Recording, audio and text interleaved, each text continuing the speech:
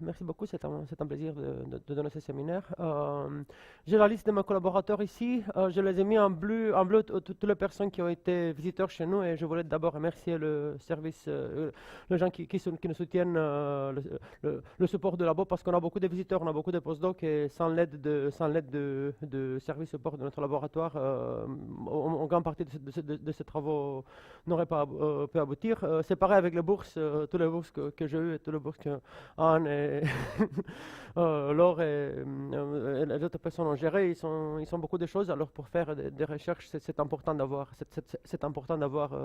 un bon support. Et encore une fois, c'est l'opportunité de donner un séminaire aux personnes qui m'ont aidé pour gérer toutes ces bourses. Alors encore une fois, les gens en bleu sont tous des gens qui ont été des visiteurs longue durée. Alors ça veut dire, ok, contrat, toutes les choses. Les gens en rouge sont des gens qui sont encore dans notre laboratoire sur des postes. Et Laure n'était pas là, alors je voulais remercier aux personnes qui ont géré tous les contrats des postdocs et visiteurs, je les ai mis ici. Alors, une grande partie de ma alors les gens en bleu sont tous de longue durée et les gens en rouge sont des gens qui sont présents ici. Alors, il y avait beaucoup de boulot de votre part, alors merci beaucoup.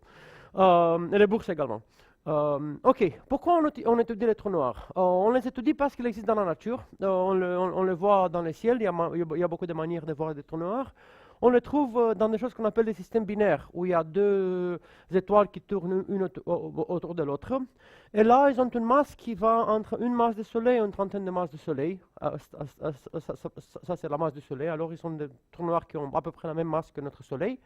On trouve aussi des trous noirs énormes au centre des galaxies. Alors là, par exemple, c'est une galaxie, et là, c'est un jet qui vient de là. Alors ici, se trouve un trou noir énorme. Ça, c'est un monstre, il a 1 milliard de masses du Soleil. Alors, il a une masse qui est à peu près presque la même masse que notre galaxie. Alors, c'est un objet énorme. Et on étudie les trous noirs parce que leur physique met deux piliers de la physique moderne, qui sont la mécanique quantique et la relativité générale d'Einstein, dans un grand conflit. Je vais essayer un peu d'expliquer d'où vient ce conflit et comment on peut le résoudre. Alors, toute la physique qu'on fait dans notre laboratoire est basée soit sur la mécanique quantique, soit sur la relativité générale. Les cordistes essaient de le joindre et, quand on essaie de le joindre et on essaie d'appliquer, de comprendre le trou noir, on trouve beaucoup de problèmes. Pour vous expliquer ça, je vais faire d'abord une chose très, très, très simple sur la théorie de la relativité d'Einstein. Il y a une chose qu'on doit comprendre. Einstein a dit il y a plus de 100 ans que la vitesse de lumière est la vitesse maximale avec laquelle on peut voyager. Aucun objet ne peut voyager plus vite que la vitesse de lumière. Alors ici, par exemple, quand on prend la vitesse de lumière, on a le temps qui coule dans cette direction, et l'espace. On peut dire que moi, si je me trouve ici, si j'envoie quelque chose à la vitesse de lumière, alors si j'envoie un flash de lumière dans cette direction, ça va aller sur cette courbe rouge. Si j'envoie une chose à la gauche, ça va aller sur cette courbe rouge. Mais moi, je peux influencer seulement les choses qui sont dans mon compte de lumière futur. Mais par contre, je ne peux pas influencer quelque chose ici. Parce que s'il y a quelque chose ici, ça va plus vite que la vitesse de lumière, alors je ne peux pas l'influencer. Et c'est pareil pour les choses qui sont dans mon passé. Par exemple, s'il y a une étoile qui a explosé il y a beaucoup de millions d'années dans le passé, si ça se trouve dans mon light cone, si la lumière de cette étoile a eu le temps d'arriver chez moi, là je peux la voir. Mais s'il y a une étoile qui explose maintenant dans la galaxie d'Andromeda, qui est à 1 million d'années-lumière, si l'étoile explose maintenant, ou peut-être elle a explosé il y a un mois, dans la galaxie d'Andromeda, la lumière de cette étoile n'est pas encore arrivée chez moi, alors là, je ne peux pas la voir. Alors, les seules choses que je peux voir sont les choses qui sont dans mon light cone passé, et les seules choses que je peux influencer sont dans mon light cone futur. Aussi, quand je bouge, alors moi, si j'ai une raquette très vite, alors quand je reste comme ça, bien sûr, je reste aux mêmes positions de l'espace et le temps coule. Alors là, je vais comme ça. Mais par exemple, quand je vais avec une certaine vitesse, je peux changer ma position dans l'espace. Alors je vais d'ici jusqu'ici, je bougeais. Alors ma position a changé et le temps il a coulé. Mais la vitesse est donnée par l'inclination de cette courbe. Bien sûr, ici c'est un peu exagéré. Là, c'est presque la vitesse lumière. Alors là, je ne vais jamais voyager comme ça. Mais pour vous donner une idée, tous les objets qui bougent, ils bougent avec une vitesse plus petite que la vitesse lumière. Alors ils peuvent pas bouger comme ça. Je ne peux pas d'ici bouger ici. Là, c'est interdit par la théorie de relativité de Einstein. Alors là, c'est un peu... et ça, c'est une chose qui est très importante de nous souvenir, parce que pour le trou noir, l'idée de light cone, l'idée de vitesse lumière, l'idée de vitesse maximale, c'est très importante. Alors, par exemple, si on a, encore une fois, si j'ai une étoile qui explose maintenant, dans la galaxie prochaine ou qui a explosé il y a une semaine, je dois attendre la lumière de cette étoile. Cette étoile fait une explosion, la lumière est émise, elle voyage à la vitesse lumière, et moi je vais le voir d'ici en quelques années quand la lumière va arriver sur la Terre. Pas avant ça. Je ne veux pas savoir qu'il y a une explosion ici avant que la lumière arrive là où je suis. Bon, alors dans la réalité générale, on a ces objets qui s'appellent des trous noirs. Ils sont des objets qu'on peut former. Par exemple, si on a une étoile qui est très large, et l'étoile, après qu'elle brûle, elle va s'effondrer. Et quand l'étoile va s'effondrer, elle va créer un objet qui est très petit et qui a une chose qui s'appelle un horizon. Et ces trous noirs, encore une fois, si vous imaginez la Terre, pour lancer un satellite, on doit envoyer une raquette avec une vitesse très large. On doit envoyer une raquette avec une vitesse de 14 km par seconde. Plus? Une fusée, excusez-moi, une fusée. On doit envoyer avec une certaine vitesse. Si on est sur Jupiter, par exemple, la vitesse avec laquelle on doit envoyer la fusée, c'est beaucoup plus large, parce que Jupiter, c'est beaucoup plus lourd. Alors, les trous noirs sont des objets qui sont très très petites, mais très très lourdes, et pour envoyer une fusée pour s'échapper de là, la fusée doit voyager plus vite que la vitesse lumière, ce qui est interdit. Alors ça, c'est un peu ce que forme un trou noir. Alors on peut pas lancer quelque chose du trou noir pour le faire échapper. Alors encore une fois, pour échapper quelque chose de la Terre, on a une certaine vitesse de limite. Mais avec un trou noir, ça ne marche pas. On peut pas envoyer quelque chose de trou noir. Et il y a quelque chose d'autre que je vais expliquer. Les trous noirs n'ont pas la mémoire des choses qui les ont formés. Parce que quand on forme le trou noir, il n'y a rien qui peut sortir. Alors il n'y a rien qui peut nous dire que ce trou noir a été formé d'une certaine manière. Et il y a une chose qu'on peut démontrer dans la réalité générale, que encore une fois, l'information qu'on jette dans un trou noir est perdue. Alors, la seule chose dans un trou noir, alors quand on forme un trou noir, on va jeter des choses, on va effondre des étoiles, mais après ça, il n'y a pas de mémoire des choses qui ont formé le trou noir. Les seules caractéristiques d'un trou noir, ils sont données par la masse, qui est encore une fois, par la pesanteur, par le moment cinétique, par la rotation et par la charge. Il n'y a pas d'autres caractéristiques d'un trou noir. Si on essaye de former un trou noir avec quelque chose qui sont ici, ça ne marche pas. Et il y a des théorèmes qui disent que les trous noirs n'ont pas de chevelure. On ne peut pas mettre une structure à l'horizon d'un trou noir. Et les raisons, encore une fois, c'est impossible de distinguer entre les trous noirs qui sont formés par l'effondrement de n'importe quoi, soit matière, soit antimatière, soit physicien, soit doctorant. On peut mettre n'importe quoi, le trou noir n'a pas de mémoire. Il perd complètement l'information. Et la seule chose qui est très importante de nous souvenir, il y a une manière de voir ça diagrammatique. Il y a une formule qui décrit par exemple le trou noir de Schwarzschild que je ne veux pas expliquer. Mais il y a une manière de représenter l'espace d'un trou noir dans un diagramme qui s'appelle le diagramme de Penrose-Carter. Qui explique un peu comment... Alors là, c'est notre univers qui a été encore une fois, il y a une déformation mathématique, mais qui garde encore une fois les lignes sur lesquelles la lumière passe. Et vous voyez que l'horizon d'un trou noir, alors même si c'est un endroit qui se trouve dans l'espace, on voit qu'il y a un horizon. Quand on a un horizon d'un trou noir et quelque chose passe au-delà de l'horizon, il ne peut pas sortir. Parce qu'encore une fois, comme je vous ai dit sur la transparence avant, quand on a le temps et l'espace, on ne peut pas voyager plus vite que la vitesse lumière. La vitesse lumière va sur cette direction, et l'horizon d'un trou noir, c'est une surface qui est comme la lumière. Alors, si je suis ici et je fais mon flash, j'envoie un signal qui va parallèle à l'horizon, Mais dès que j'ai entré, je ne peux pas sortir, je ne peux pas envoyer des messages à l'extérieur, parce que, encore une fois, je peux influencer les choses seulement dans mon compte de lumière futur. Je n'ai pas le droit, dans la théorie d'Einstein, d'aller plus vite que la vitesse de lumière. Et si je suis à l'intérieur d'un trou noir, je ne peux pas envoyer des signaux qui sortent du trou noir. Alors, toutes les choses qui entrent dans le trou noir sont englouties et ils ne peuvent pas envoyer de signaux à l'extérieur.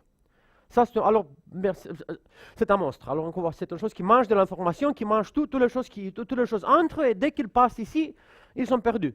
Alors, si j'ai un fusée, par exemple, je tombe dans un trou noir, là, il n'y a pas de choix. Je suis obligé d'aller. Alors, le temps coule en cette direction. Alors, je suis obligé de frapper cette singularité et mourir. Il n'y a pas de escape. Il n'y a pas de manière de s'en sortir. Encore une fois, pour s'en sortir d'un trou noir, on doit voyager plus vite que la vitesse de la lumière, ce que Einstein nous dit que c'est impossible. Et maintenant, par exemple, pour se faire une idée, on observe des trous noirs.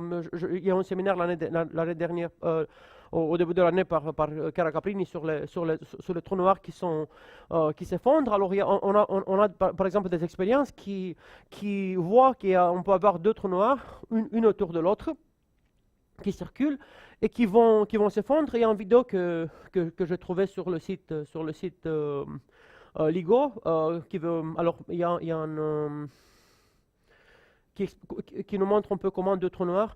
Alors vous voyez, il y a les deux trous noirs qui sont encore une fois noirs. On ne voit pas. Et là, ils sont les étoiles qui sont derrière. Et on voit que les trous noirs, ils ont une gravité très forte. Alors la lumière qui vient des étoiles, c'est complètement disturbée. Alors vous voyez, les trous noirs, ils tournent vite, plus vite. Et maintenant, ils ont formé un seul trou noir.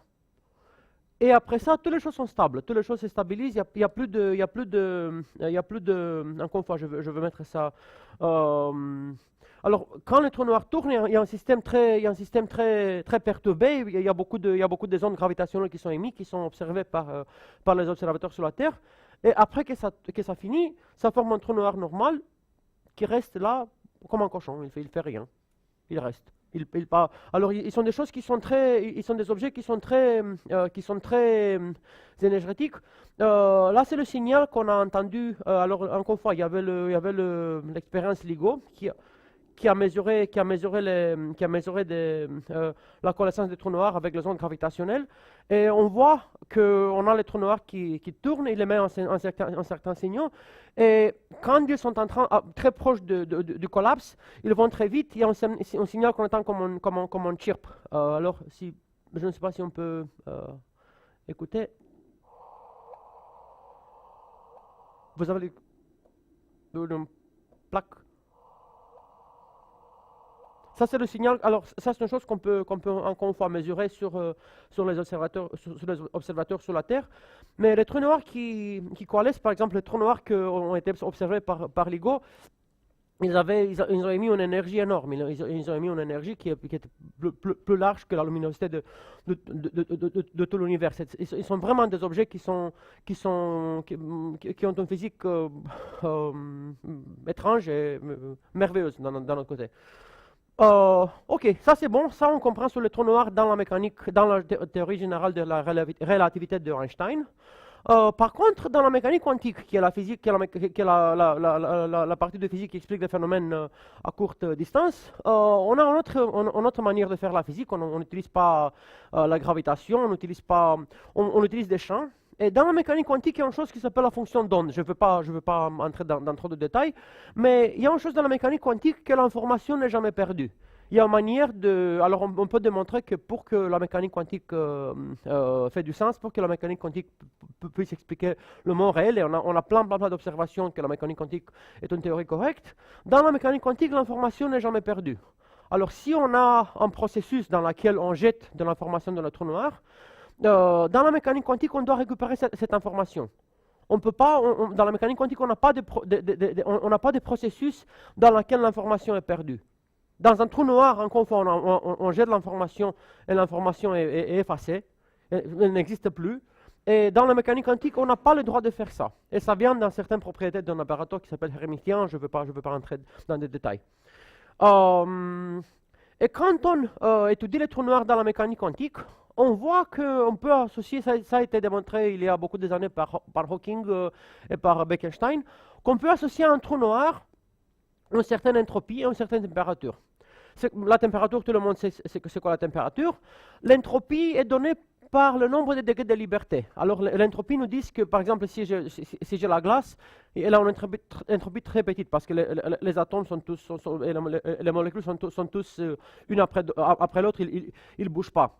Si je chauffe la glace, ça forme de l'eau. Dans l'eau, les molécules bougent un peu, alors c'est une entropie plus grande. Si je chauffe plus, je forme de vapeur. Et là, les molécules bougent partout. Alors là, c'est une entropie qui est plus grande. L'entropie donne une mesure de la désordre qui se trouve dans un système, de combien de degrés de liberté il y en a, combien de manières j'ai de réaliser le système. Et pour le trou noir, l'entropie est donnée par, c'est une formule qui est donnée par la surface d'un trou noir, dans la mesure de longueur de Planck. La longueur de Planck, c'est une longueur fondamentale qui apparaît dans la théorie de la gravité quantique, qui est donnée mais qui a cette longueur. Alors vous voyez, c'est 10 à la puissance moins 35 mètres. Alors là, c'est une distance très petite. Alors on a 10 avec 35 zéros. Et ça c'est la partie de mètre qui est donnée par cette distance. Alors, on a alors si on a un trou noir qui est normal, elle aura une entropie très grande. Par contre, la température des trous noirs, c'est très petite. Alors, si on a un trou noir qui a la masse du Soleil, alors cette chose est 1, elle aura une température de 10 à la puissance moins 8 Kelvin. Alors là, c'est très proche de zéro absolu, qui est moins 273. Mais c'est vraiment une température hyper froide. Maintenant, on peut réaliser des températures comme ça dans les laboratoires des atomes froids à Polytechnique. Et ici chez nous, il y a des gens qui travaillent avec des atomes froids qui réalisent des températures assez froides, mais c'est vraiment froid. Alors c'est une température très proche de zéro absolu. Par contre, l'entropie est énorme. Alors si on regarde l'entropie, qui est donné encore une fois, qui est donné par cette formule, ça nous donne un numéro énorme, ça nous donne 10 à la puissance 77, alors 10 avec 77 zéros pour un trou noir qui a la masse du Soleil, et 10 à la puissance 90, qui est encore une fois 10 avec 90 zéros, alors c'est vraiment ce sont des nombres qui sont énormes, pour un trou noir qui est comme celui du centre de la Voie lactée. Mais ça, c'est la prédiction de la mécanique quantique. La mécanique quantique nous dit que l'entropie est donnée par cette formule. La mécanique quantique, ceux qui connaissent un peu la constante de Planck H est entrée là. Alors la longueur de Planck, c'est une mesure quantique. Dans la physique classique, c'est zéro, alors on ne voit pas. Et là, c'est un numéro qui est donné par la mécanique quantique sur le trou noir. Alors, si vous voulez, et le trou noir, alors, les deux propriétés sont un peu contre-intuitives parce que d'un côté, ils sont très froides, alors c'est une température hyper petite, et d'un autre côté, ils ont beaucoup de degrés de liberté, ils ont beaucoup d'entropie. Et ça, c'est pas du tout comme la matière normale. Alors, dans la matière normale, si on a la glace, si on la refroidit, ça glace, et là on n'aura presque pas d'entropie. Et si on la chauffe, ça commence à bouger et l'entropie est plus grande. Alors la matière normale, si on la chauffe, l'entropie devient plus grande. Pour le trou noir, c'est l'inverse. Si on les fait plus grandes, l'entropie devient plus grande, mais la température baisse. Alors c'est complètement l'inverse de la matière normale. Alors là, c'est une chose qu'on voit, ils se comportent pas. On voit qu'ils sont des objets qui ne sont pas du tout normaux. Ils n'ont pas du tout la physique qu'on attend. Alors, si on prend un trou noir de Schwarzschild, qui est en confort, qui a comme celui qui se trouve au centre d'une galaxie, il aura une entropie d'ordre de 10 à la puissance 90. Alors, encore une fois, c'est une entropie énorme. Mais une chose qui est plus énorme, c'est le numéro des états. Parce que dans la mécanique, on sait bien que quand on a une entropie, l'entropie est donnée par le logarithme du numéro des états dans certains systèmes. Alors, selon la mécanique quantique, si l'entropie est 10 à la puissance 90, là, le trou noir, il a E à la puissance 10 à la puissance 90. Alors, E, c'est 2,71. Alors, si on fait ça à la puissance, alors on a, à l'exponentielle, on a un 10 avec 90 zéros. Alors c'est un numéro des états qui est énorme, mais ça c'est la prédiction de la mécanique quantique. On n'a pas de choix. Ça c'est la chose qui sort de nos formules.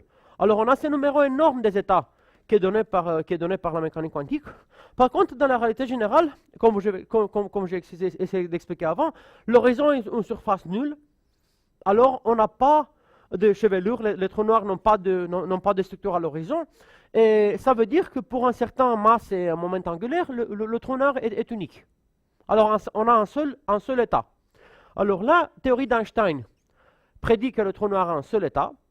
Et la mécanique quantique prédit que le trou noir a E à la puissance 10 à la puissance 90 états.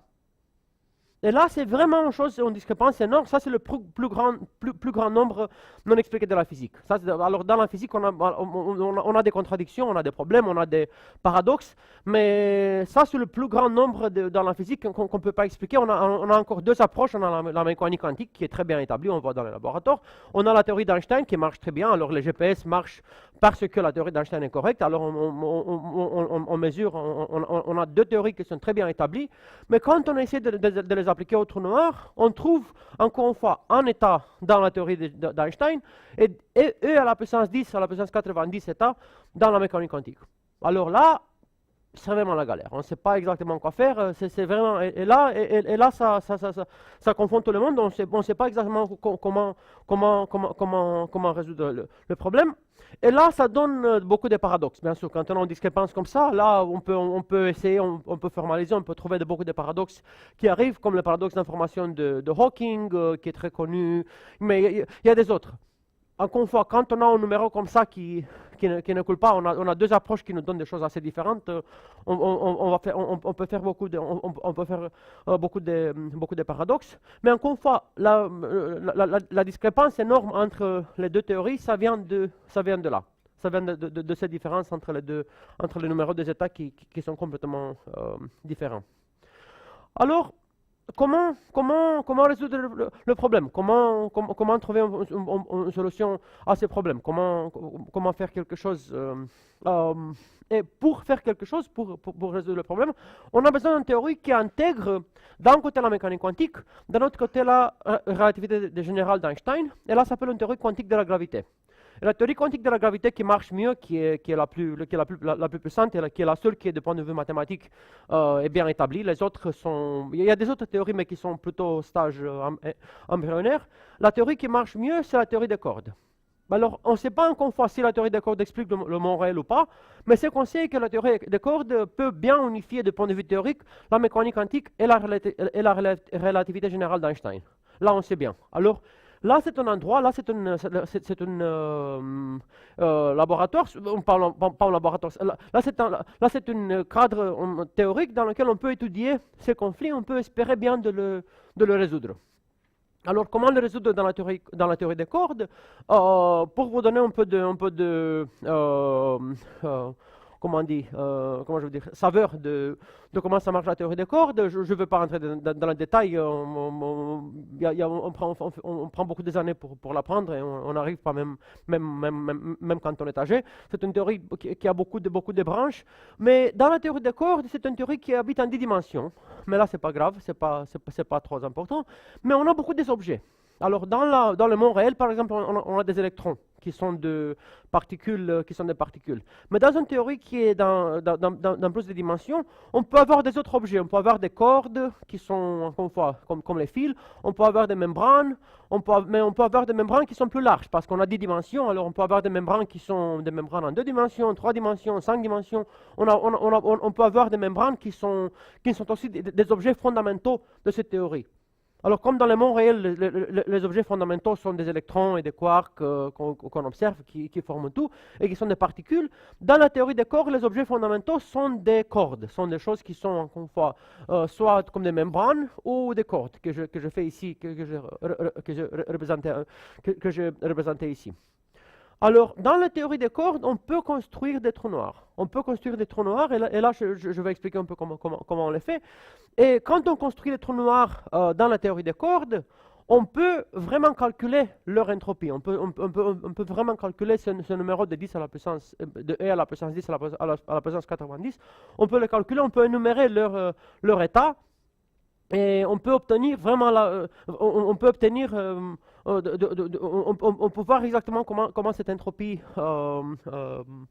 comment on arrive à cette entropie. Et là, c'était un travail qui a été fait il y a une vingtaine d'années par Strominger et Vafa. Et depuis ça, il y a beaucoup de monde qui travaille sur ça. Alors, comment faire des trous noirs dans la théorie des cordes? Encore une fois, quand on a des cordes, imaginez, alors quand on a une guitare par exemple. Quand on a une guitare, on a une corde, on la touche, il fait un son, il fait bam. Alors si on fait une corde qui est 2 fois plus petite, alors si on coupe, alors quand on a une guitare, si on met le doigt, on fait la corde qui est en longueur plus petite, ça donne un son qui est beaucoup plus aigu. Là, après ça, si on la fait plus petite, alors si on a une corde qui est très petite, ça fait un son très aigu. Si on a une corde qui est très longue, ça fait un ton qui est très grave. C'est comme ça que ça marche la guitare et c'est comme ça que ça marche les instruments. C'est pour ça que le contrebasse, elle fait des choses très graves et le violon fait des choses très aiguës parce que la violon est très petite, alors la fréquence est très élevée. Le contrebasse est énorme, alors les fréquences sont plus basses. Alors, quand on a une corde qui est dans un espace qui a un certain, dans un espace qui a un certain rayon, on peut mettre sur cette corde, on peut la pinch, comment on dit, je ne sais pas comment. On peut la pincer. Alors, quand on la pince, il y a une fréquence. Et on peut trouver les fréquences propres de cette corde. Et on peut dire que, alors si on a une boîte de dimension R, la fréquence propre est donnée par l'inverse de R. Là, c'est exactement comme pour une corde de guitare. On a un corde qui a une certaine longueur, on peut calculer exactement la fréquence. Et il y a des fréquences propres qui sont données, qui donnent un confort, qui donnent le timbre de la note. Il y a 1 sur R, 2 sur R, 3 sur R. Alors, les fréquences que la corde peut sortir sont données par des multiples de 1 sur R. Dans la mécanique quantique, il y a une liaison entre les fréquences propres et les quanta. Quand on a dans la mécanique quantique, quand on a des fréquences propres dans une corde, ça veut dire qu'on peut seulement mettre de l'impulsion sur cette corde qui a des valeurs qui sont données par les fréquences propres. Dans la mécanique quantique, il y a une relation entre l'énergie et l'impulsion, entre l'énergie et la fréquence. Alors, quand on peut seulement, alors quand on met de l'impulsion sur cette corde, on peut le mettre dans des unités de 1 sur R, 2 sur R, 3 sur R. On peut pas mettre des autres unités. Alors, quand on a une corde, c'est très simple. On a une corde sur une chose de rayon R, et on a des fréquences propres qui sont données par cette formule. C'est comme pour la guitare. Maintenant, on peut mettre plus de cordes. Alors, quand je mets, disons, 6 cordes ici. Quand je mets 6 cordes, alors si j'ai une guitare, bien sûr, je peux mettre 6 guitares une à côté de l'autre qui ont une certaine longueur. Et quand je vais les pincer, je vais obtenir la même fréquence. Alors ici, par exemple, si je pince cette configuration, j'obtiens la même fréquence, parce que là, c'est une corde qui a la même longueur qu'avant. Même si j'ai encore 5 cordes que je ne peux pas pincer, ça donne la même fréquence qu'avant. Alors quand je tiens les 6 cordes, quand je les tiens séparées, ça donne encore une fois les fréquences que j'avais avant. Mais quand je prends les 6 cordes, et encore une fois dans la théorie des cordes, ils peuvent se joindre très facilement, je peux aussi les mettre dans une situation dans laquelle il y a une seule corde qui vient 6 fois autour de cette cercle. Ces deux configurations on peut aller de l'un à l'autre très facilement. Il n'y a pas de barrière entre. Alors, bien sûr, quand on a des cordes en métal, on doit les souder pour aller une sur l'autre, mais dans la théorie des cordes, on n'a pas besoin de les souder, ils se joignent automatiquement. Alors, quand on a 6 cordes, c'est aussi possible de former une chose qui est une seule corde qui est enroulée 6 fois autour de cette chose. Alors, bien sûr que la fréquence, quand on a une corde qui est 6 fois plus longue, c'est beaucoup plus basse. C'est comme une guitare, encore une fois, on prend une guitare qui est un fil qui est très petit, on le fait 6 fois plus long, ça donne une note beaucoup plus basse. Alors, les notes propres, les fréquences propres de cette corde sont données pas par 1 sur R, mais sont données par 1 sur le nombre de cordes que j'ai fois R. Alors ici, c'est 1 sur 6R. Alors, ils sont 6 fois plus graves les notes que je sorte avec cette configuration que les notes que je sorte avec cette configuration. Alors là, c'est bien, là, c'est pour une seule corde, mais dans la théorie de cordes, on a beaucoup de D-branes. Alors, on a des D-branes qui sont de types très différents.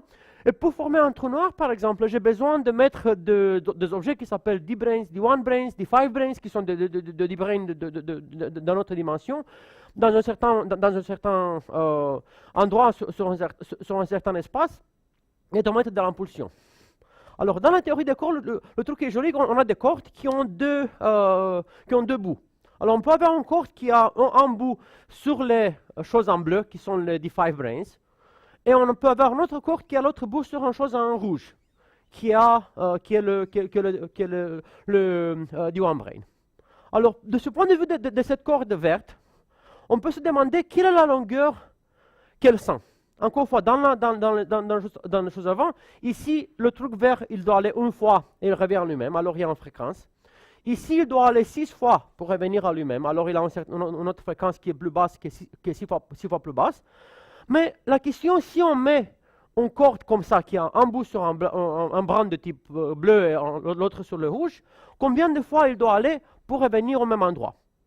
Et là, ça me donne la fréquence propre. Là, ça me donne la longueur de la corde, la fréquence propre de cette boîte dans laquelle j'ai mis la corde. Et on voit que, par exemple, si N1 et N5 n'ont pas de diviseurs communs, alors si on prend, par exemple, 15 et 37. Alors, là, on peut aller 15 fois autour de la chose bleue. Je suis revenu au même endroit, mais je ne suis pas au même endroit sur le trou rouge. Alors, je vais encore 15 fois. Je suis encore une fois revenu au même endroit ici, mais je ne suis pas au même endroit ici. Encore 15 fois, et je dois aller, pour revenir au même endroit, je dois aller 15 fois 37 fois. J'ai mis ça à la louche, je ne savais pas que ça va donner 555.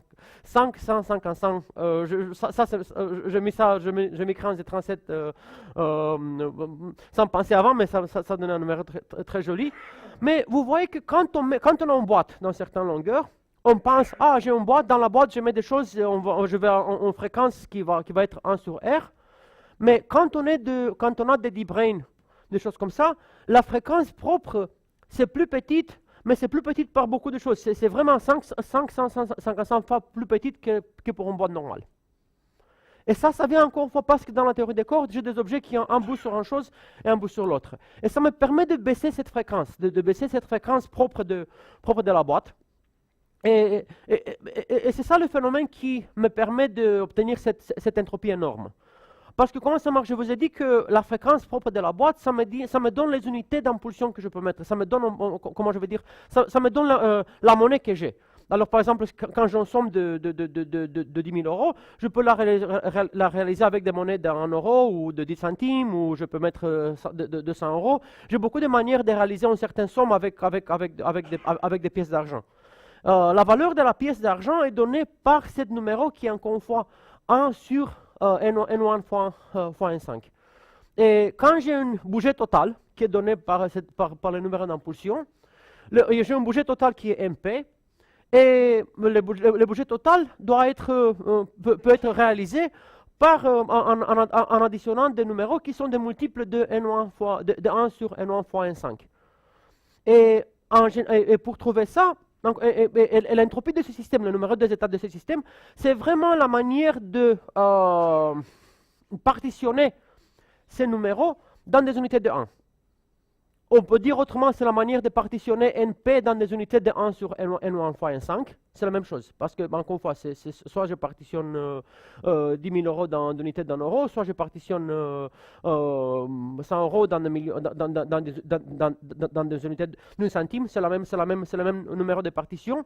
Et la question, l'entropie des trous noirs, ça vient vraiment de manière de partitionner ces numéros N1 fois N5 fois MP dans des unités. Et là, c'est un problème qu'on peut donner à nos amis les mathématiciens qu'ils peuvent calculer. Mais pour trouver un peu comment ça marche, disons si on a N1 fois N5 fois MP égale 2. Alors N1 est 1, N2 est N5 est 1, MP est 2.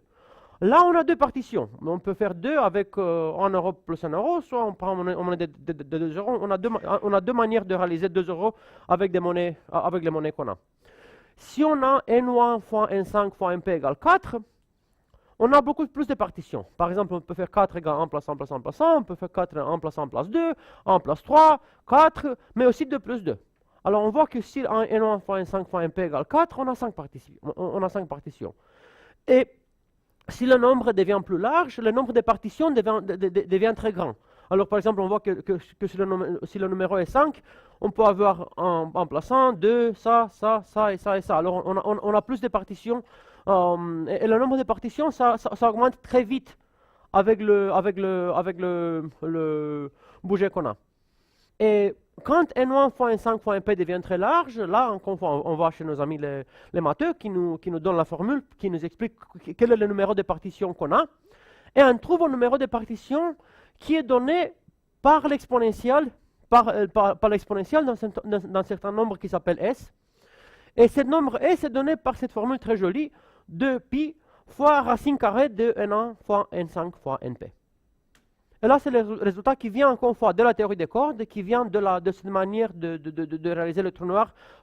Et encore une fois, la physique, c'est vraiment avoir une boîte très large. On a une boîte qui a une dimension normale, mais si on met les cordes là-bas, on peut avoir des fréquences qui sont vraiment basses, qui sont vraiment petites, qui nous permet encore une fois d'avoir beaucoup d'entropie, qui nous permet d'avoir, encore une fois, c'est un somme total que je dois réaliser, mais avec de la monnaie très petite, alors bien sûr que j'ai beaucoup de choix, beaucoup plus de choix. Si je dois réaliser 100 euros avec un banknote de 100 euros, ok, en cette manière. Avec de 100 euros et de 50 euros, j'ai deux manières.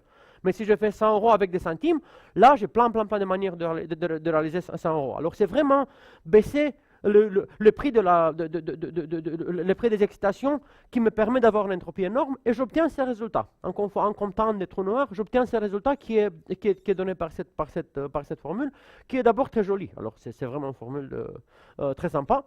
Qui vient, encore fois, ça vient après beaucoup de simplifications. Par contre, alors là, c'est dans la mécanique quantique. Dans la théorie générale de la relativité, là, j'ai un trou noir. Alors là, j'ai une solution de trou noir qui est, ok, je l'écris ici pour voir un peu comment ça marche. Alors, il y a des fonctions qui dépendent de cette variable et le numéro de brains de N1, N5 et Mp sont ordonnés par cette variable qui sont assez. Alors c'est une solution assez convolue.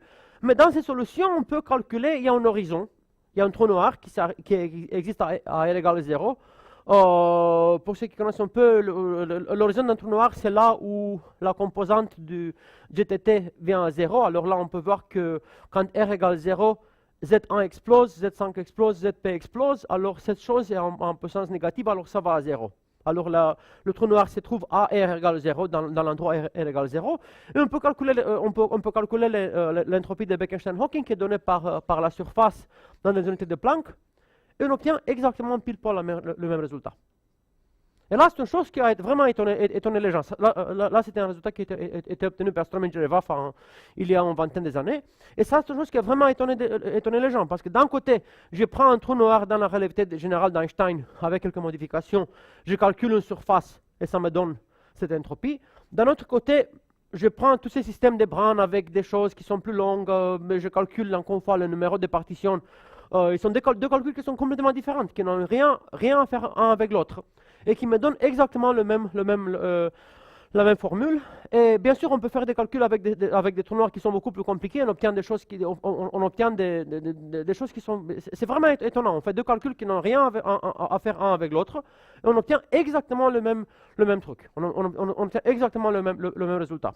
Alors ça, c'est une chose qui est inconfortable. Ça fait un peu jaw drop, on dit en anglais. Ça tombe la mâchoire. Quand on voit une chose comme ça, c'est assez étonnant qu'une chose comme ça arrive. Mais ça démontre la puissance de la théorie des cordes. Ça démontre la puissance de la théorie des cordes pour expliquer des choses comme ça, pour expliquer des trous noirs.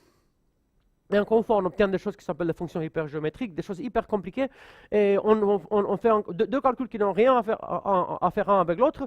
On obtient exactement la même fonction très compliquée d'un côté et de l'autre. Alors ça c'est la chose qui a vraiment causé une révolution dans l'étude des trous noirs. Et là, c'était un peu l'état de demain avant que j'ai commencé à travailler dans ce domaine. Alors moi, j'ai commencé ma thèse en 97 et j'ai travaillé sur des autres choses. Alors je sais pas, ça s'était réalisé avant que je commençais à travailler sur la théorie des cordes. Nous, on s'est demandé une question un peu plus subtile. On s'est dit, OK, on a l'entropie des trous noirs, on a tous ces états de trous noirs. Je vous ai dit, il y a plein des états de trous noirs. Euh, la question qu'on a voulu poser, c'est un peu différente. La question qu'on a voulu poser, c'est qu'est-ce qui se passe avec un seul état? Alors, je vous ai dit qu'on a beaucoup de manières de mettre des cordes sur des brins dans des boîtes pour réaliser l'entropie d'un trou noir. Mais la question est, à quoi et bien sûr que l'ensemble de tous ces micro-états est donné par le trou noir. Alors, je vous ai montré comment l'entropie de cet endroit est donnée par l'entropie d'un trou noir. Mais il y a la question, qu'est-ce qui se passe? Il y a la question. Alors, il y a la question, qu'est-ce qui se passe avec cet ensemble quand la gravité est forte? Encore une fois, le calcul que je vous ai démontré avec la boîte qui devient de plus en plus large, là, c'est fait dans un régime de paramètres dans lequel j'ai ignoré un peu la gravité. Et quand on va dans le régime de paramètres où la gravité est forte, les gens pensaient, et là, c'est beaucoup de gens qui sont très bien connus, les gens pensaient que chaque micro-état qu'on calcule devient une chose qui ressemble beaucoup à un trou noir, qui ressemble vraiment à la géométrie d'un trou noir. Alors là, j'ai mis ça en noir pour voir que c'est un trou noir. Par contre, nous, depuis les dernières 12 années de travail, on vient de se percevoir que beaucoup de micro-états de trous noirs, de géométrie, beaucoup de ces états qu'on compte pour trouver l'entropie d'un trou noir, ils ne deviennent pas des trous noirs. Alors, tous les états d'un trou noir ne sont pas donnés par des choses qui ont un horizon, mais sont donnés par des choses qui ressemblent beaucoup à la géométrie d'un trou noir, qui ressemblent beaucoup à cette géométrie, mais qui n'ont pas d'horizon, mais ils ont une géométrie qui est complètement régulière. Alors là, on vient et on sort. Dans un trou noir, on va dans l'horizon, on ne sort plus. Et de cette géométrie, on va et on sort. Et la question qui se pose, on a deux possibilités. Qu'est-ce qui se passe avec les micro-états d'un trou noir? Qu'est-ce qui se passe avec l'entropie des trous noirs? Est-ce qu'il est donné par des choses comme ça, avec un horizon? Ou est-ce que les micro-états d'un trou noir, est-ce que les choses qui donnent vraiment la physique d'un trou noir sont données par des choses comme ça, qui ont la même géométrie que le trou noir, mais qui n'ont pas d'horizon, mais ont des régions qui sont encore une fois, qui sont lisses, dans lesquelles on tombe et on sort. On tombe et on sort. Dans le trou noir, on tombe et on reste là. Et c'est un peu ça la question qu'on a voulu aborder. Alors, et la proposition qui s'appelle la proposition de fastball ou de boule de pelote, c'est que le trou noir, en effet, ça vient de tous les états d'un trou noir, tous les états qui donnent ces E à la puissance 10, à la puissance 90 états, sont donnés par des géométries comme ça, Et les trous noirs, qu'on a dans le manuel, c'est pas la description correcte de la physique. Ça, c'est une description qui est bonne au large échelle, mais c'est pas une description qui est bonne à cette échelle. Bien sûr, si on a ce type de choses, là, on va dire que dans la relativité générale d'Einstein, on n'a plus un trou noir. Le trou noir que je vous ai dit, que je vous ai montré, ça n'existe pas. Ça n'existe pas comme un objet physique. Cet objet est donné seulement par une approximation, mais la vraie physique, c'est donné par ce type de géométrie des micro-états. Et bien sûr, si on n'a pas d'horizon, l'information n'est jamais perdue. Le trou noir avec un horizon, je vous ai dit, il mange de l'information, mais si on a un trou noir qui est fait par une superposition de choses comme ça ne mange pas l'information, parce que chaque géométrie comme ça, l'information entre et sort.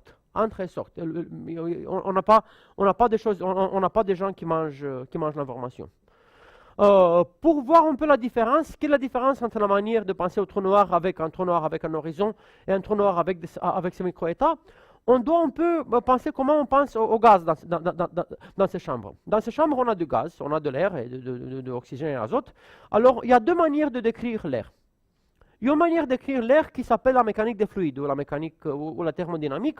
On écrit l'air comme un gaz, alors si on fait Comme ça, je fais un courant d'air qui coule. Alors là, je peux calculer les équations qui m'expliquent comment le courant d'air coule. Et dans la description thermodynamique, on pense au gaz comme un fluide parfait, une chose qui coule, qui remplit toutes les choses. On pense au gaz comme vraiment un fluide qui est autour de nous.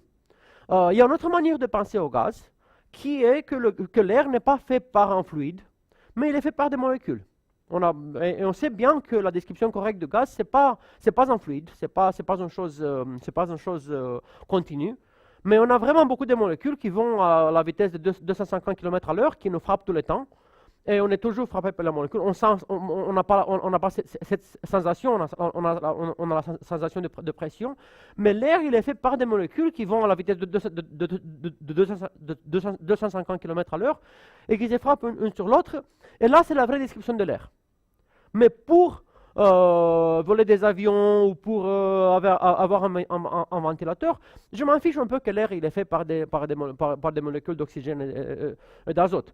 Peu m'importe. Moi, j'ai besoin, j'ai les équations de la thermodynamique qui expliquent un peu comment les fluides coulent.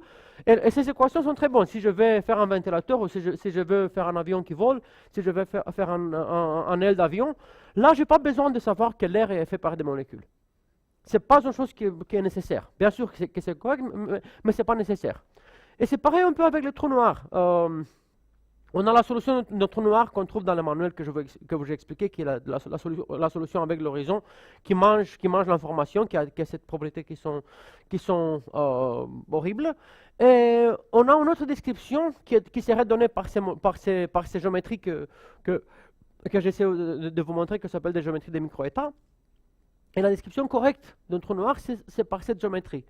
C'est plutôt ça la description. Alors, encore une fois, quand on pense à l'air, on a deux descriptions. Soit on pense comme un fluide, soit on pense aux molécules.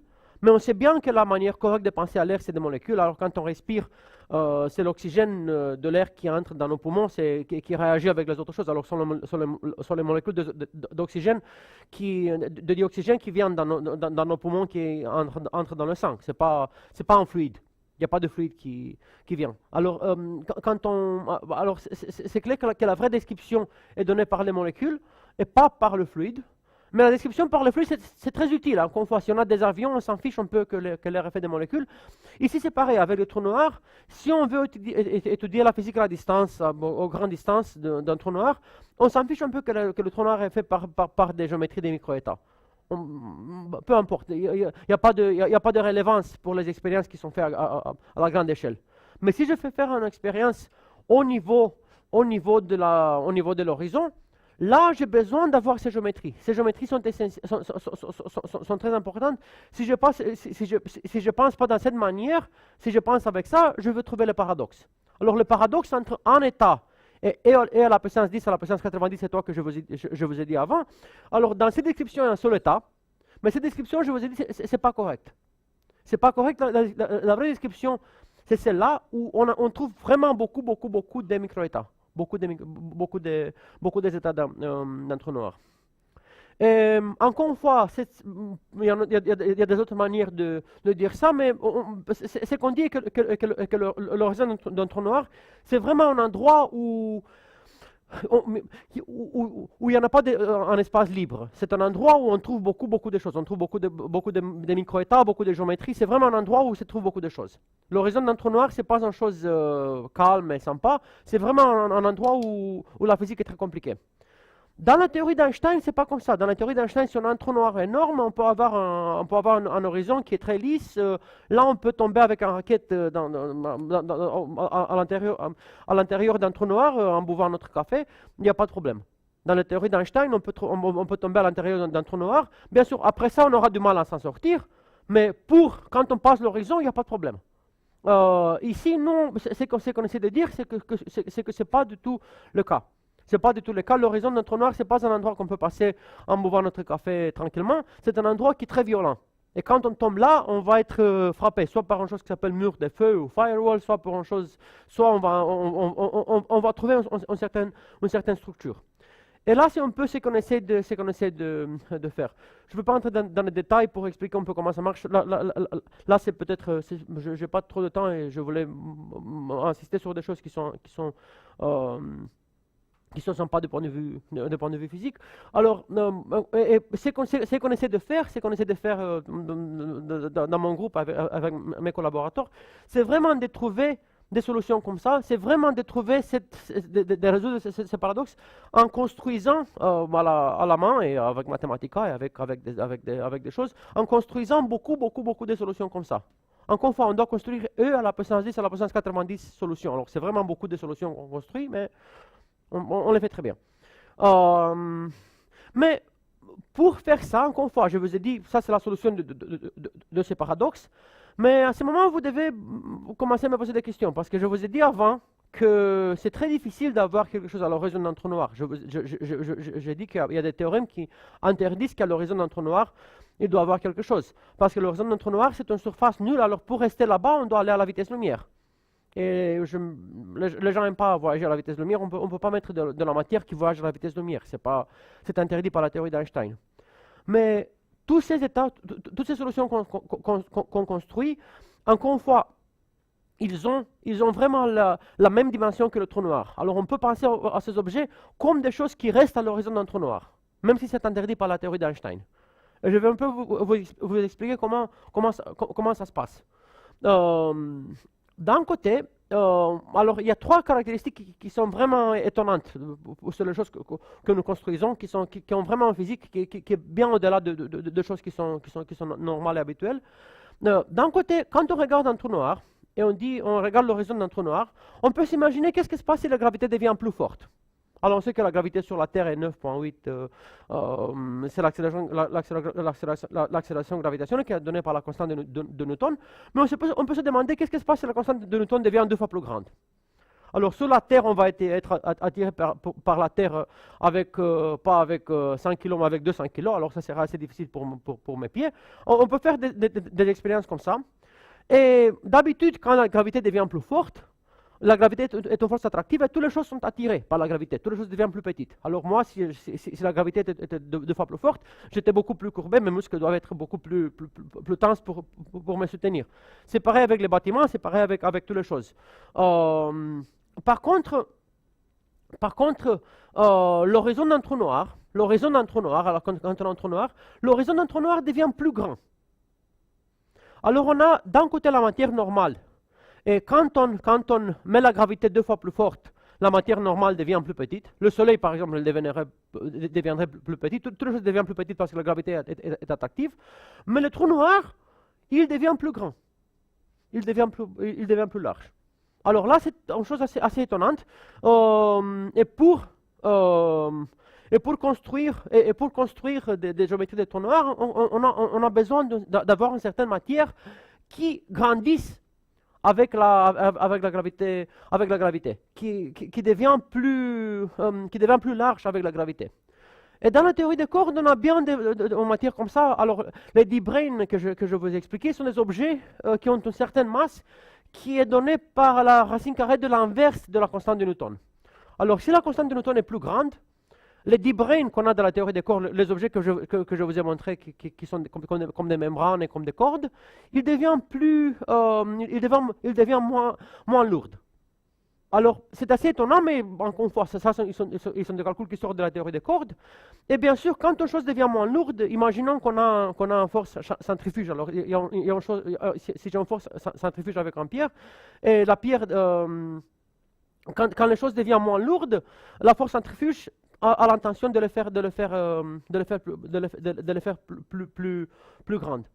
Alors, c'est comme un ballon qui a la tension qui devient 2 fois plus petite. Alors ça devient plus large, le ballon. Alors, et encore une fois, avoir un objet qui a la même dimension que le trou noir est possible seulement dans la théorie des cordes parce qu'on a ce type d'objets et parce qu'on a ce type de relations. Alors, on a des objets qui deviennent encore une fois moins lourds et plus grands quand la gravité est plus grande.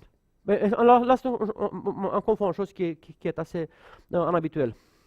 L'autre chose alors une fois, comme je vous ai dit, on a un trou noir avec un horizon, et l'horizon est une surface nulle, et on veut mettre une structure là-bas, mais la structure là-bas doit rester là-bas.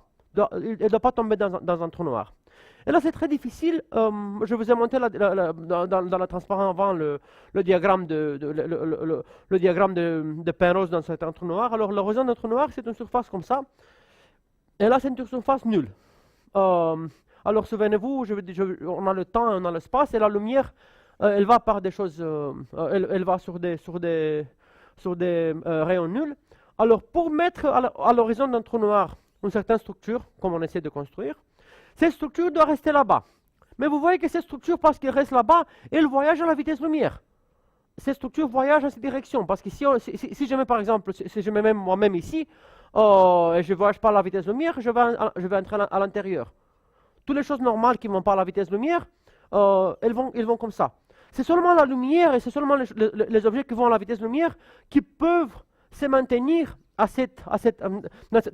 cet endroit. L'horizon d'un trou noir, c'est un endroit très difficile où c'est très difficile de se maintenir. C'est très difficile de rester là-bas. Pour rester là-bas, je dois voyager à la vitesse lumière. Et il y a un dogme de la réalité générale que je dis, je n'ai pas le droit. Je n'ai pas le droit de rester à l'horizon d'un trou noir parce que je ne peux pas voyager à la vitesse lumière. Je n'ai pas le droit de rester là-bas. Mais encore une fois, Einstein nous dit que c'est impossible parce que si on voyage à la vitesse lumière, si une chose qui est massive, par exemple, voyage à la vitesse lumière, ça va avoir une énergie infinie. Alors ça va détruire complètement le trou noir. Mais alors, quand on construit quelque chose là-bas, quand on dit que je vais remplacer le trou noir, je vais créer quelque chose à l'horizon d'un trou noir, je dois trouver un mécanisme pour éviter que ce truc va s'effondrer dans le trou noir. Et dans la théorie des cordes, encore une fois, on a bien ce mécanisme. On a un mécanisme qu'on comprend très bien, qui nous aide à faire ça. Mais dans les autres théories, dans les autres choses, c'est très difficile de faire. Alors c'est pour ça que... Alors on a trouvé un type de matière, encore une fois, qui peut rester sur des surfaces comme ça. Même si dans la théorie d'Einstein est interdit, on peut le faire dans la théorie des cordes, qui est plus grande. Il y a une autre chose qui est même plus intéressante. Quand on a je vous ai dit que les trous noirs sont formés par un effondrement gravitationnel. Il y a un certain étoile qui va collapser. Autrement, on peut faire un disque énorme de poussière. Alors, on peut faire un disque de poussière qui est énorme, qui a la même dimension que la galaxie. On peut laisser ces disques s'effondrer pour former un trou noir. Et quand on fait ça, alors là j'ai fait un diagramme un peu approximatif. Disons là c'est mon disque, là c'est ma sphère de poussière, et je la laisse s'effondre. La gravitation est attractive, ma sphère de poussière va s'effondre, et elle va former un horizon. Alors là, c'était démontré en 1939 par Oppenheimer et Schneider, c'est un résultat très ancien, qui me dit que cette boule de poussière qui est en train de s'effondrer va former un horizon. Mais l'horizon, je vous ai dit, c'est une surface qui est nulle. Alors l'horizon, c'est une surface, alors quand j'ai ces boules, elle va collapser, mais d'ici, la boule, elle va pas pouvoir actionner sur l'horizon, parce que l'horizon est déjà, encore une fois, pour que la boule actionne sur l'horizon, l'information doit voyager plus vite que la vitesse lumière. Bien sûr que la boule, et on peut se demander qu'est-ce qui ne marche pas avec la théorie d'Einstein. Parce que nous on dit, ok, la boule, elle va collapser, elle va former un horizon. Et après ça, ok, il y aura un âge dans lequel la boule va avoir une pression très grande, dans lequel les effets de la théorie des corps seront très importants, on va pouvoir créer des choses comme ça. Mais ça va arriver ici, dans l'endroit que je mets en rouge. Mais nous, pour résoudre le paradoxe de l'information, nous on a besoin d'avoir une structure à l'horizon d'un trou noir qui est plutôt dans cette région, qui est à l'horizon. Alors la question est comment convaincre cette boule de poussière, qui encore une fois, ici c'est très large, alors c'est une boule de poussière qui a une densité plus petite que la densité de la poussière qui vient ici quand le vent bat sur le plateau. Et il y a de la poussière, alors là c'est une densité très petite de poussière, alors on aura une boule dans le cosmos de poussière, la densité de la poussière c'est très petite, la boule va former un horizon, et après ça, bien sûr, la boule va collapser, la poussière va s'effondrer, elle va former des choses qui sont plus sérieuses ici. Mais le problème est que l'horizon a été déjà formé et on a besoin de créer une structure là-bas. Et vous voyez que pour arriver de l'endroit rouge ici à l'endroit ici, on ne peut pas. on n'a pas le droit. Parce qu'Einstein nous dit qu'on ne peut pas voyager plus que la vitesse de la lumière. Alors si je suis ici, je peux voyager comme ça, mais je n'ai pas le droit de voyager ni ici, ni derrière dans le temps. Alors pour aller d'ici ici, on doit aller derrière dans le temps. Et là, on n'a pas le droit. Dans la physique normale, on n'a pas le droit de voyager derrière dans le temps. On fait ça dans la science-fiction, on fait ça à Hollywood, mais dans la physique normale, on n'a pas le droit de faire ça. On n'a pas le droit de venir d'ici pour dire là, on doit former quelque chose. Alors comment ça peut se passer? Quel est le phénomène par lequel une chose comme ça se passe? Et le phénomène qui contrôle ces phénomènes, c'est la chose qui s'appelle le tunnelage quantique. Alors dans la mécanique quantique, toutes les choses sont pas bien, sont pas bien localisées. Il y a toujours des fluctuations qui s'appellent des fluctuations quantiques.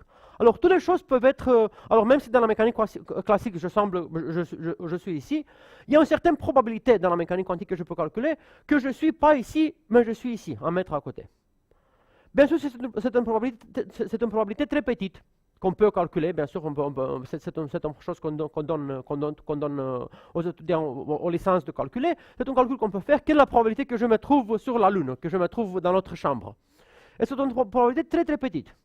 Mais le tunnelage quantique me dit que ça c'est possible.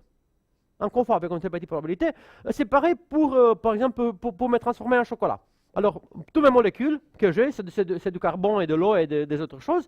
Alors, les molécules de carbone et de l'eau peuvent se réarranger à l'intérieur. En effet, la probabilité de me transformer en chocolat, c'est plus grande que la probabilité de me mettre d'ici jusqu'ici.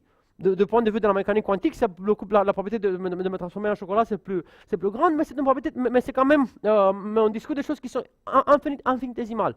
Par exemple, la probabilité pour me transformer en chocolat par tunnelage quantique, c'est une chose à peu près 1 sur 10 à la puissance 100. Alors, on a 10 avec 100 0, alors c'est vraiment une chose que ça ne va pas arriver. Même si je reste pour l'âge de l'univers, je ne veux pas me transformer en chocolat, ça va pas. Mais ça peut arriver, encore une fois, il y a une probabilité qu'on peut calculer dans la mécanique quantique. Mais quand on a, alors ça c'est la chose que la mécanique quantique nous dit, bien sûr, on a des expériences comme ça, on les donne aux philosophes qui aiment très bien discuter comment je peux tunneler sur Mars, après ça je peux tunneler derrière, mais encore une fois, ce sont des choses qui sont très peu probables. Mais quand on a un trou noir, je vous ai dit que le trou noir, il a beaucoup d'états. Alors, quand on a un trou noir, on a E à la puissance 10 à la puissance 90 états. Alors là c'est beaucoup plus large que cette probabilité. Et on peut calculer exactement, quand on a un disque de poussière qui va coller dans un trou noir, quelle est la probabilité de tunnelage quantique de ce disque dans une géométrie de microétats comme ça. Et on trouve que la probabilité est donnée par 1 sur E à la puissance S. Alors c'est 1 sur E avec 10 à la puissance 90, 0 dans l'exponentielle. Alors là, bien sûr, c'est une probabilité hyper petite. Alors on parle d'un disque de poussière qui a la dimension de la galaxie, qui s'effondre et qui tout d'un coup va se transformer dans une chose complètement différente. C'est une chose infinitésimale. Mais le problème est que le trou noir lui-même, il a beaucoup de micro-états disponibles. Alors même si, alors pour moi quand je me transforme en chocolat, ok, j'ai une probabilité de 1 sur, E sur 10 à la puissance 100, mais le chocolat, il y a un certain état de chocolat. Mais si j'avais dans l'univers autour de moi 10 à la puissance 100 états possibles de chocolat, j'aurais allé dans une chose comme ça avec la probabilité 1, parce que j'ai beaucoup de possibilités de tunneler, même si la chance d'aller dans chaque direction est très petite. Comme j'ai beaucoup d'états finales, je peux tunneler avec la probabilité 1.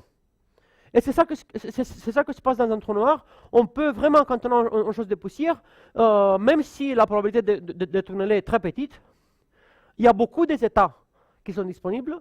Et le truc va tunneler avec la probabilité 1 dans une chose comme ça. Alors toute l'histoire qui a été faite par Oppenheimer et Einstein dans les années 30, c'est très joli, mais ça n'a pas inclus ce phénomène, et c'est un phénomène qui est, encore une fois, c'est étonnant. Comment une chose comme ça, encore une fois, comment quelque chose peut se transformer par tunnelage quantique? C'est une très petite probabilité, mais parce que j'ai beaucoup de micro-états, j'ai une entropie énorme, là, je peux le faire. Et là, on a calculé avec Andrea Poum, qui vient d'être recruté par CNRS et qui va mettre à Polytechnique, et avec Bert Bergnock, qui était postdoc chez nous. On a calculé cette probabilité pour certaines choses, et on a trouvé vraiment la probabilité qui était donnée par 1 sur S, et à la puissance S microhectare. Alors, on a vraiment fait le calcul, on a vu que ça c'est possible. Alors, c'est une chose qu'on a fait il y a un an et un peu. Mais ils sont des choses comme ça qui sont encore une fois vraiment étonnantes dans la physique des trous noirs. Et là, c'est une chose que manque une fois qui arrive. Alors pour finir, encore une fois, j'essaie de vous dire que ce sont des objets, que les trous noirs sont des objets fascinants et qui font un grand conflit entre la mécanique quantique et la relativité générale d'Einstein. On a encore une fois ces grands conflits. Dans la théorie des cordes, on peut énumérer les micro-états, on peut résoudre ces conflits. Mais on trouve que on doit remplacer le trou noir par quelque chose d'autre. C'est quelque chose d'autre, c'est une chose comme un boule de pelote ou un mur de feu qui est à l'horizon, qui remplace l'horizon d'un trou noir par une certaine structure. Et on a encore une fois cet effet tunnel étonnant qui nous permet, quand on collapse quelque chose, de tunneler dans cette structure. Et ce qu'on est en train de faire, c'est vraiment on travaille sur la construction et énumération, et aussi sur les conséquences expérimentales de cette chose. Merci.